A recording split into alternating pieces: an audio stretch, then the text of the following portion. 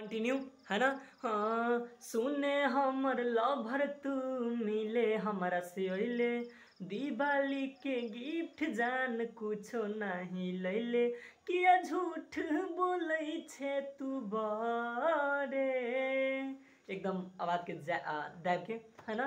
तब हमारा वॉइस है गे दिवाली आहा हा हा गे दिवाली में अबू तोरा घरे बम्परा का हम फोड़बहु जरे जरे गे दिवाली में अबू तोरा घरे बम्परा का हम फोड़बहु जरे जरे एनाइते हैं एकदम बचे से।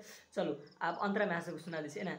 हाँ दीप जलैबो हम जान तोरा साथ गे मन जो न हमर तू बात गे लेने एबो तोराला बम फूल झरी वही रात करबो मुलाकात गे एकदम पूरे स्केल में है। अभी स्लो गायब रहा सी भाव मिला के है ना एकदम स्केल में है। तब उन्हीं गर्ल्स के वॉइस में हम करे छियो तोरा प विश्वास रे जान करी है न मन उदास रे फोन करबो ने उठेबे बोला रे। तब हमार वॉइस गे दिवाली फिर गर्ल्स के आहा हा हा गे दिवाली में अबू तोरा घरे बम्परा का हम फोड़बहु जरे जरे एकदम स्लोली में मजा से।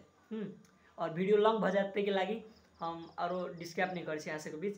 चलो अब सीधे जाए नाम मंत्रा में। नाम मंत्रा में ना है एक ऐसे ने यार हाथ दुखा गया करते करते स्टैंड कनी साथी घर हेते के लाई और हाथे से बना पड़े हैं नहीं तो स्टैंड से बनावे से लिए हाँसे के बीच। चलो कोनो बात नहीं।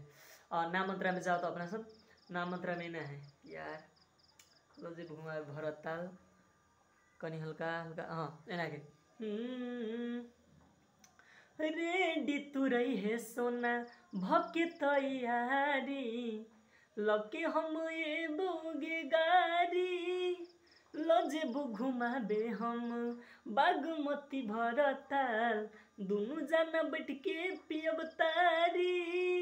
तब गर्ल्स के वॉइस में राजा नहीं राजा राम कबीर भगलियो हमरा जी अब करबो हम तोरे से शादी पूजा को है रहे न हमरे जरे गे दिवाली हाँ दिवाली में अबू तोरा घरे सोना बम्परा का हम फोड़बहु जरे जरे गे दिवाली में अबू तोरा